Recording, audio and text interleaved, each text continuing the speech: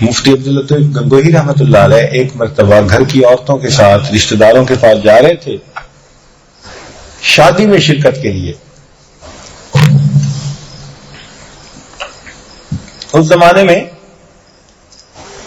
ٹانگے ہوتے تھے, اس پہ عورتیں بیٹھی ہوئی ہیں.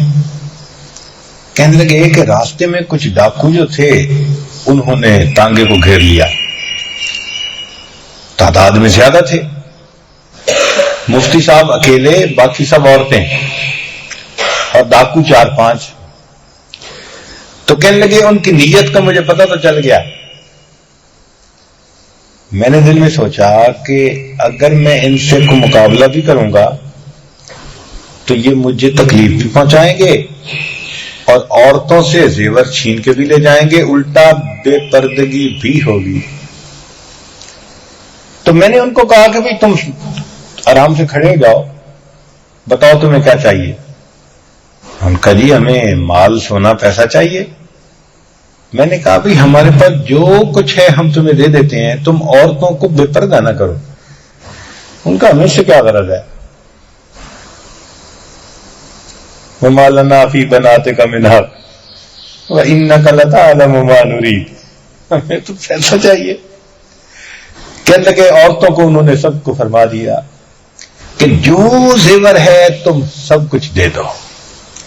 کبھی کبھی اپنی عزت بچانے کے لیے اپنے مال کو ٹھوکر لگانی پڑتی ہے.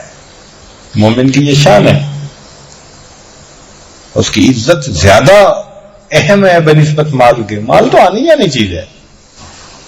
کہنے لگے بس کہنا تھا عورتوں نے اپنے سارے زیور, کوئی کانٹے اتار رہی ہے, کوئی گلے کے لاکٹ اتار رہی ہے, کوئی چوڑیاں, کوئی انگوٹھی, اور میں نے ایک رومال میں وہ سارا زیور رکھا اور رکھ کے ان کو دے دیا. ڈاکو بھی کہتے ہوں گے کہ یہ تو بہت اچھا بندہ ہے کہ خود ہی خود اس نے سارا ہمارا کام کر دیا. وہ یہ جو سرائکی کا علاقہ ہے نا, تو یہاں کے لوگ بولتے ہیں نا تو بڑا میٹھا بولتے ہیں. تو مشہور ہے کہ وہاں چور بھی آتے ہیں نا کسی گھر میں, تو آ کے کہتے ہیں کہ میرا سائیں اللہ دا واسطہ ہے آپ لٹی بن جاؤ. تو انہوں نے بھی سوچا کہ بھئی ہمیں تو ایسے بندے مل گئے, خود ہی اس نے اٹھا کے سب کچھ دے دیا. لو جی وہ لے کے چل پڑے. تھوڑی دیر گزری, چند منٹ کے بعد ایک عورت نے بتایا اوہو یہ ہماری جو بچی ہے چھوٹی, اس کی انگلی میں بھی چھوٹی سی ایک ہم نے انگوٹھی ڈالی ہوئی تھی اور وہ نظر نہیں آ رہی تھی. تو وہ تو ہے. تو مفتی عبداللطیف گنگوہی رحمۃ اللہ نے گاڑی رکوا لی. فرمایا ہاں یہ تو پھر وعدہ خلافی ہو جائے گی, میں نے تو کہا تھا سب دے دیتے ہیں. چنانچہ بچی کی انگوٹھی اتروائی اور ان ڈاکوؤں کو دینے کے لیے جانے لگے. پہلے تو ڈاکو گھبرائے کہ یہ آ کیوں رہا ہے.